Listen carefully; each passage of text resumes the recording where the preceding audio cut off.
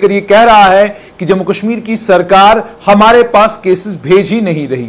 और supreme court की वहां जजमेंट की भी बात की गई है और कहा गया कि जिन ऑफिसरान के खिलाफ करप्शन के केसेस बने हुए हैं और करप्शन के केस में बाजाब्ता साबित हुआ है कि वो करप्शन के किसी मामले में इन्वॉल्व हैं, उनको डिसमिस फ्रॉम सर्विस किया जाना चाहिए। सुप्रीम कोर्ट के अध्यादेशों की बात भी उसमें करी गई है। वहीं पर आज एक और खबर आ रही है कि 9 सरकारी मुलाजमों को, 9 जम्मू कश्मीर सरकार के मुलाजमों को आज जम्मू कश्मीर की लेफ्टिनेंट गवर्नर मनोज सिन्हा की सरकार ने housing and urban development department में काम करने वाले ये 9 सरकारी मुलाजमों को आर्टिकल 2262 के तहत Jammu Kashmir civil services regulations on charges of corruption के तहत करप्शन के चार्जेस को लेकर इन 9 सरकारी मुलाजमों की छुट्टी कर दी है जम्मू कश्मीर की सरकार ने। और इन 9 सरकारी मुलाजमों में 2 सरकारी मुलाजिम डोडा के हैं।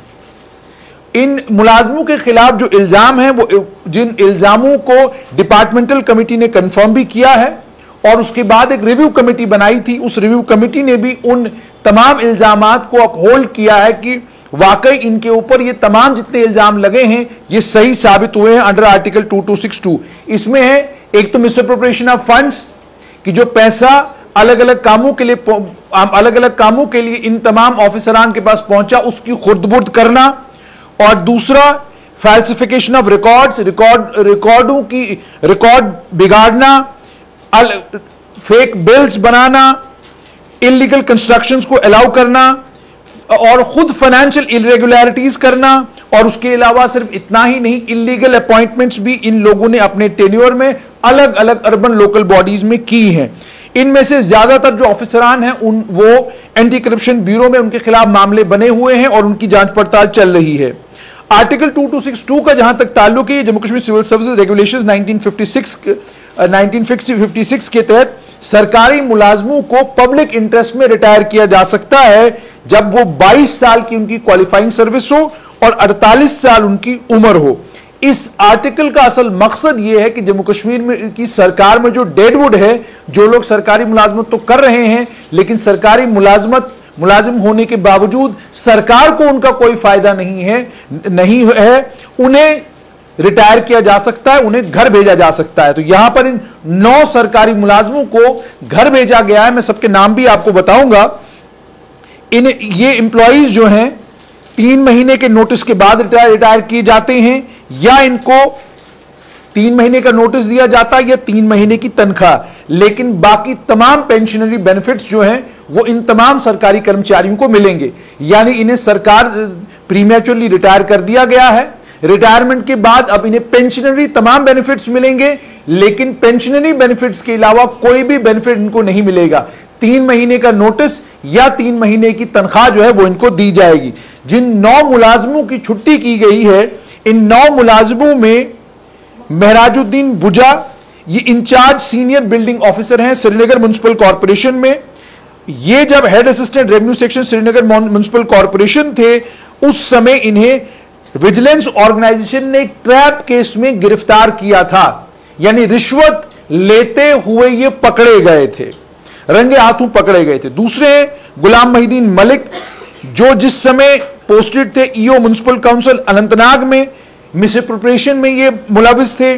फाइनेंशियल ट्रांजैक्शंस में इन्होंने इरेगुलरिटीज करी हैं, इलीगल अवैध कंस्ट्रक्शंस को इन्होंने अलाउ किया है, ग्रॉस नेग्लिजेंस और मिसकंडक्ट, ये तमाम चीजें, ये तमाम इल्जामात हैं जो इनके ऊपर लगे हैं और इन इल्जामात की पादाश में इनकी भी छुट्टी कर दी गई है। Shabir Ahmad Wani, assistant sanitation officer municipal committee Shopian, जो जिस समय सीईओ म्युनिसिपल काउंसिल अनंतनाग थे, ये भी मिसअप्रोप्रिएशन में, इलीगल कंस्ट्रक्शन में, फाइनेंशियल ट्रांजैक्शंस में इरेगुलरिटीज करने में, ग्रॉस नेग्लिजेंस और मिसकंडक्ट के इल्जामात इनके ऊपर भी लगे हैं और इनकी भी छुट्टी कर दी गई है।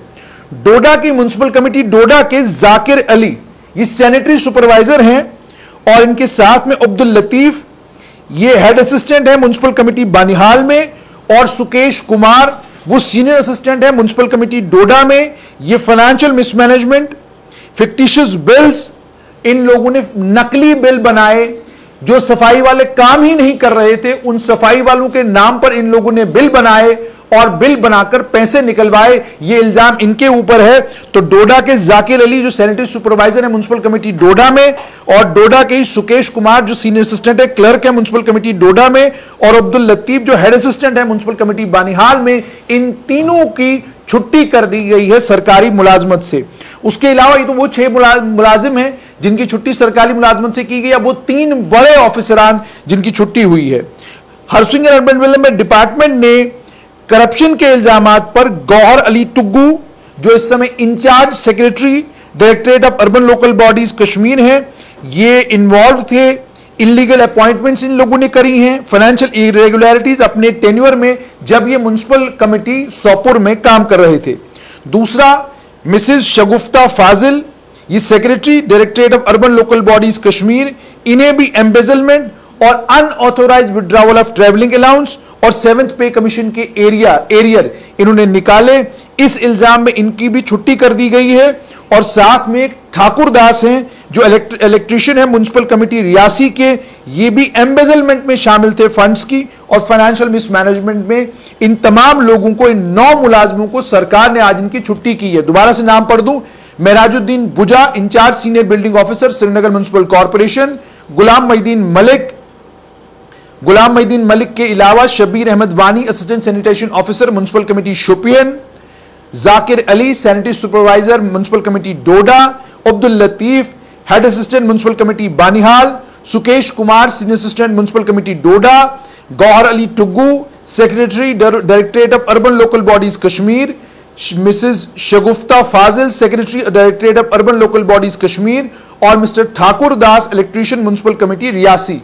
इन 9 सरकारी कर्मचारियों को सरकार ने इनकी छुट्टी कर दी है। और इल्जाम इनके ऊपर यह है कि इन्होंने पैसे का खुर्द-बुर्द किया, इन्होंने फंड्स के साथ छेड़छाड़ की, इन लोगों ने पैसा बनाया, इन लोगों ने जो नॉन एग्जिस्टेंट सफाई वाले थे ही नहीं, उनके नाम पर बिल्स निकलवाए, इन लोगों ने इलीगल कंस्ट्रक्शंस को अलाउ किया, इन लोगों ने उसके खिलाफ कोई कार्रवाई नहीं की। इन तमाम इल्जामात की पादाश में 9 सरकारी मुलाजमों को आज जम्मू कश्मीर की सरकार ने प्री मैच्योर रिटायरमेंट दी है। इस प्री मैच्योर रिटायरमेंट में इन्हें 3 महीने की तनख्वाह मिलेगी और साथ में तमाम पेंशनरी बेनिफिट्स मिलेंगे। लेकिन सवाल यहां पर एक बड़ा ये कि वो बड़े बाबू, वो बड़े लोग, वो ताकतवर ऑफिसरान, वो आईएएस हो, आईपीएस हो, आईएफएस हो, क्या उनके खिलाफ भी कभी कोई कार्रवाई जम्मू कश्मीर में देखने को मिलेगी?